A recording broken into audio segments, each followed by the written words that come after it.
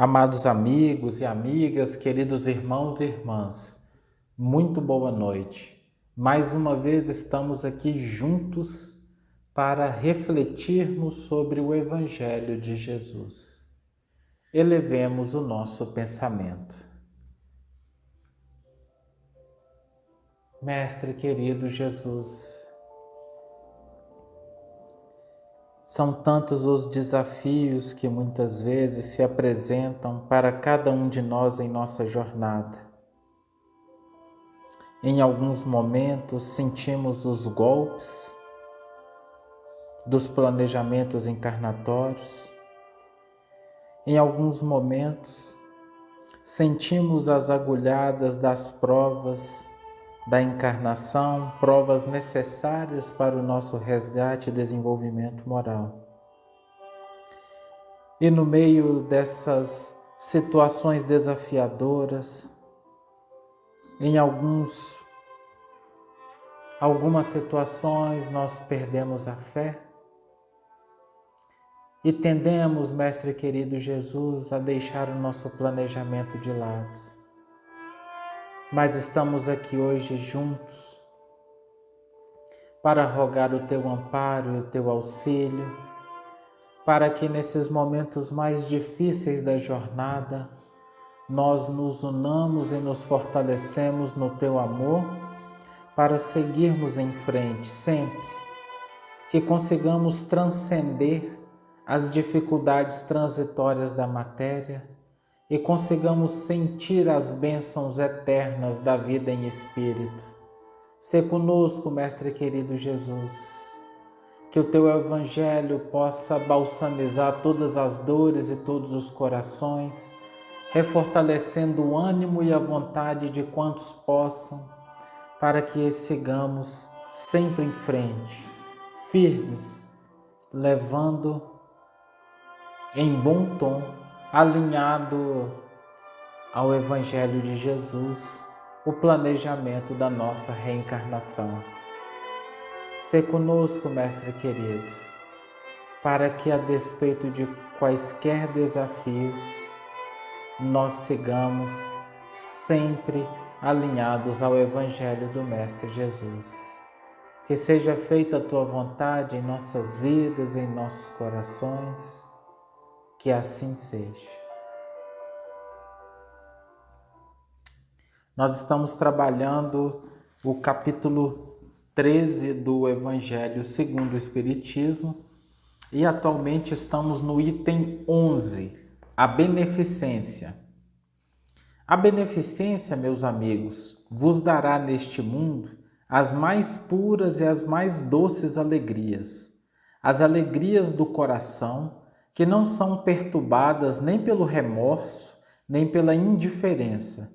Ó, pudesseis compreender tudo o que encerra de grande e de suave a generosidade das belas almas, esse sentimento que faz com que se olhe a outrem com o mesmo olhar com o qual se olha a si mesmo, que se desnude com alegria para vestir seu irmão. Pudesseis, meus amigos, não ter mais doce ocupação que a de fazer os outros felizes.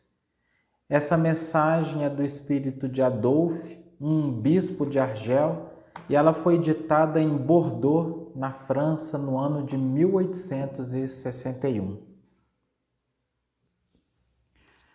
Nesse momento, eu vou trazer a todos nós duas histórias ou dois poemas. Uma história é a do irmão X, que aparentemente nada tem a ver com o tema, mas veremos que tem e muito. E a outra é um poema de Maria Dolores. Então, a historinha do irmão X, que vamos começar agora, está no livro Contos e Apólogos. E o texto chama Nos Domínios da Sombra. Em compacta assembleia do reino das sombras, um poderoso senhor das trevas, diante de milhares de falangistas da miséria e da ignorância, explicava o motivo da grande reunião. Dizia o Senhor das Trevas que o Espiritismo, com Jesus, aclarando a mente humana, prejudicava os pontos infernais ou os planos infernais. Então, ele convocou os seus comandantes a darem uma opinião. Uma big reunião. Então, a primeira proposta foi a do comandante das legiões da incredulidade. Senhor, eu e os meus comandados procuraremos veicular a crença de que Deus não existe. Virou-se o comandante em chefe. Não serve. Já não tem mais como a gente fazer com que as pessoas não passem a não acreditar que Deus não existe. Segundo comandante, o comandante das legiões da vaidade. Senhor, espalharemos a notícia de que Jesus nada tem a ver com o Espiritismo, que as manifestações dos desencarnados se resumem num caso fisiológico para conclusões da ciência. Essa opinião também não serve, não atinge os propósitos que eu quero. Terceiro comandante, o diretor ou comandante das falanges da discórdia. Senhor, nas reuniões da casa espírita, assopraremos a discórdia, a maledicência, exagerando-lhe a noção da dignidade própria. Então vamos trabalhar com o orgulho, com a vaidade das pessoas. Vamos trabalhar de forma que um passe a falar mal do outro, que um aponte os defeitos, as dificuldades. Gostei da ideia. A medida é louvável. Contudo, necessitamos de providência de efeito mais profundo, porque logo já se entendem, pede desculpa e tudo volta ao normal. Lá veio o comandante das falanges da desordem. Poderemos colocar, Senhor, que o lugar das reuniões são muito longes e que há muitos perigos no caminho. Faremos com que o horário das reuniões coincidam com o lançamento de filmes especiais, de festividades familiares, e completo eu, das novelinhas que ninguém quer largar de assistir, ainda mais quando é o final de uma novela. O Senhor das Trevas, o soberano das trevas, mostrou larga satisfação no semblante. Entretanto, carecemos de recurso mais eficiente. Apresentou-se o comandante da falange da dúvida. Ora, as reuniões são sempre mais valiosas com a presença de médiuns competentes. Buscaremos desalentá-los e dispersá-los, penetrando a onda mental com que se comunicam com os benfeitores celestes.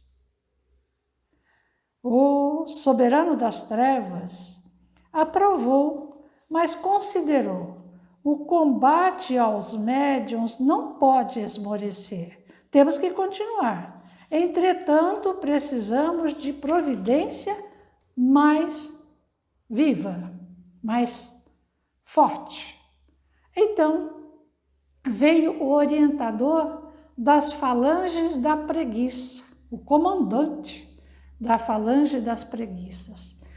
Se levantou, muito respeitoso, e disse: ilustre chefe, creio que a melhor medida será recordar ao pensamento de todos os membros das agremiações espíritas que Deus existe, que Jesus é o guia da humanidade, que a alma é imortal, que a justiça divina é indefectível, que a reencarnação é uma verdade inconteste e que a oração é uma escada solar reunindo a terra ao céu. O soberano das sombras, entre espanto e muito irado, cortou-lhe a palavra exclamando: onde pretende chegar com semelhantes afirmações? O comandante dos exércitos preguiçosos acrescentou sem se perturbar: sim, diremos que o Espiritismo com Jesus, pedindo às almas encarnadas que se regenerarem, é fato, que devem servir à caridade, que de fato é o roteiro da luz, que há tempo bastante para a redenção, que as edificações não efetuadas numa existência podem ser atendidas em outras, que tudo deve permanecer como está no íntimo de cada criatura, que a liberalidade do Senhor é incomensurável e que todos os serviços e reformas da consciência marcados para hoje podem ser transferidos para amanhã. Desse modo, tanto vale viverem no Espiritismo como fora dele, com fé ou sem fé, porque o salário da inutilidade será sempre o mesmo. O Rei das Sombras sorriu e concordou. Até que enfim descobrimos a solução. Bravos! Muito bem, muito bem. Aí, a gente para pensar, não é? Quando a gente fala, a gente tem a eternidade para se modificar. Eu não gosto de fulano, me incomoda, me irrita. Mas isso aí eu resolvo em outra encarnação. Mas eu tenho aquela situação caótica, horrível. Por exemplo, nos dias de hoje, onde nós vemos tanta gente passando fome, tanta gente desesperada, a gente acha assim, o governo tem que resolver, porque não é problema meu, é um problema do governo, má estruturação, má governança. Que importa se aquelas pessoas lá de Brumadinho perderam tantos irmãos, tantos familiares, todos aqueles sítiozinhos viraram barro? Mas eu estou longe, eu estou aqui em São Paulo. Então, qual é o problema? Mas aconteceu, nossa, está havendo uma fome graçando na África. Lá tem os médicos sem fronteira, eles vão resolver o assunto. Por que eu vou me incomodar? Por que eu vou fazer oração, já que eu não posso estar lá? Mas não é problema meu.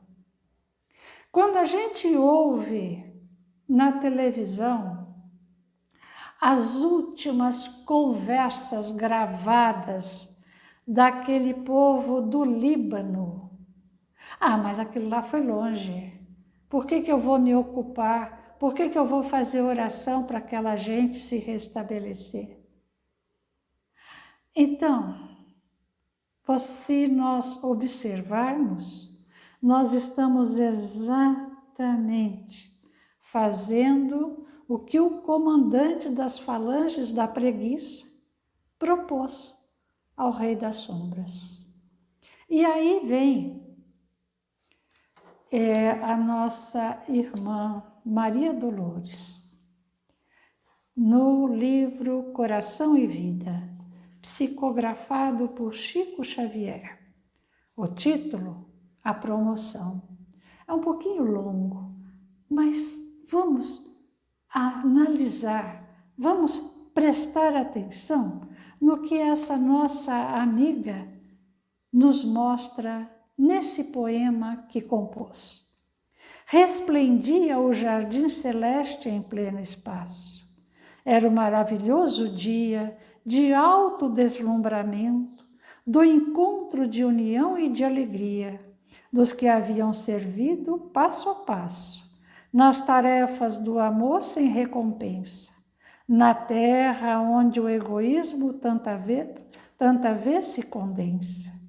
Era uma nesga azul de solo rarefeito, matizada de flores, bordadas de arabescos multicores, onde podia respirar apenas quem já pudesse irradiar as vibrações serenas da fé sublime alçada ao bem perfeito. Não eram muitos os conquistadores daquela posição de excelsos resplendores, 42 espíritos somente, todos eles modelos de bondade. Eram ali o escol da humanidade, em atitude calma e reverente, esperando a sonhada promoção que constaria do poder de elevar-se à próxima ascensão. Na luminosa e ilustre confraria estavam sacerdotes de renome, filósofos, notáveis pensadores, nobres mulheres, santas heroínas, monges mostrando frontes peregrinas, jovens que haviam sido vencedores de tentações terríveis. Todos trocavam frases de altos níveis, que era festa de brilho e de beleza. Parecia um mendigo triste e mudo. Era o irmão Jonaquim, desconhecido entre os demais. Vestia-se com peles de animais, remarcadas de lama, na expressão rude e feia, exibia sinais de sangue, lodo e areia. Jazia ele a um canto, humilde e pensativo, enquanto o grupo conversava em festa. Chegara o instante, enfim, da nobre promoção, aquele dos presentes que tivesse o menor peso espiritual, seria alçado à frente do caminho esplendente para mansões mais altas e mais belas da vida universal. Vieram ao recinto os dois encarregados, ambos chamados anjos da balança, e os candidatos, sem qualquer despeito, deixaram-se pesar num instrumento perfeito que lhes patenteava a evolução imensa. E o peso em cada um era leve, tão leve, que não se via quase uma pequena base para que se notasse a diferença. O recatado Jonaquim ficou de longe, muito ao longe, e sendo o último no exame, foi chamado por fim. Ele veio acanhado, pés descalços no apoio de um bordão, e um dos dois mensageiros perguntou: Jonaquim, meu irmão, dizei qual foi na terra a vossa religião? Precisamos aqui de vossos dados para serem por nós devidamente revisados. No entanto, Jonaquim, humilde, respondeu: Anjo bom, sou sincero, crede. eu não tive sobre a terra a fé pregada.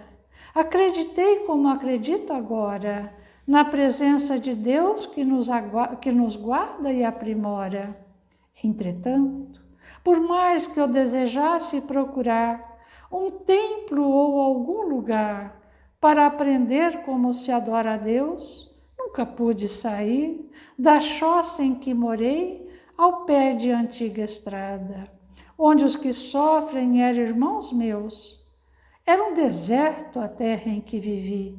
Despendi muito tempo a transportar crianças e doentes que ansiavam por água em solos diferentes. Minha estreita choupana era uma porta aberta à desventura humana. Ouvi a confissão de míseros velhinhos que clamavam em vão pelos parentes, agonizando desvalidos e aguardando debalde os próprios descendentes. De quantos eu cerrei, na morte os olhos baços, não saberei o número por certo. Só Deus sabe os que vi morrendo nos meus braços e os que enterrei a sós na penúria sem nome. E as crianças sem apoio que me buscavam, sentindo sede e fome. Deus me perdoe se nunca fui às crenças para estudar a fé e entender diferenças. Ouvi dizer na terra que houve um homem que nunca descansou fazendo o bem, que amou aos bons e aos maus sem ferir a ninguém. Ah, como eu desejava tê-lo visto! Dizem que se chamava Jesus Cristo. Nunca lhe ouvi no mundo os lúcidos ensinos, e ouvi também dizer que por serem divinos, ele morreu na cruz. A pequena assembleia escutava, expectante e enternecida, aquele que soubera amenizar a vida, e os anjos da balança puseram Jonaquim sob o exame preciso, em nome de Jesus. Depois anunciaram num sorriso que o velho Jonaquim tinha o peso da luz. Então, amados irmãos, nesse exemplo, que o irmão X nos coloca e que também a Maria Dolores nos traz ao coração, precisamos aproveitar a oportunidade que temos de estendermos o nosso coração aos nossos irmãos que sofrem. Nem sempre, amigos meus, se trata da doação material, mas muitas vezes do sorriso, muitas vezes da palavra amiga, muitas vezes da oração sincera para todos aqueles que, desesperados e desesperançados, caminham pela terra nos dois planos da vida.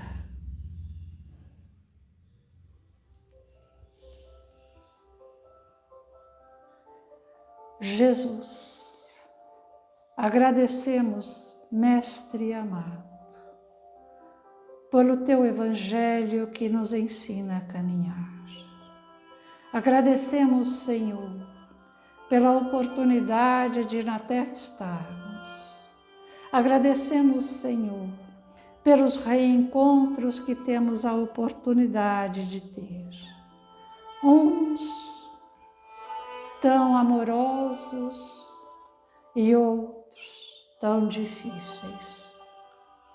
Mas sabemos, ó Senhor, que Tu caminhas à nossa frente, que quando Te expomos na conversa amiga de mestre e discípulo, nunca nos faltas a orientação, a palavra serena ao amor de cada instante. Por isso, Jesus, aqui estamos unidos a Te rogar por todos os nossos irmãos da terra, a te rogar, Senhor, por todos aqueles que entregam a vida para que possamos caminhar. A todos aqueles, ó Jesus, que partiram em sofrimento atroz. Ah, Jesus, Tu és o amor que tanto buscamos. Por isso te rogamos, ensina-nos a amar. Que assim seja. Que assim seja.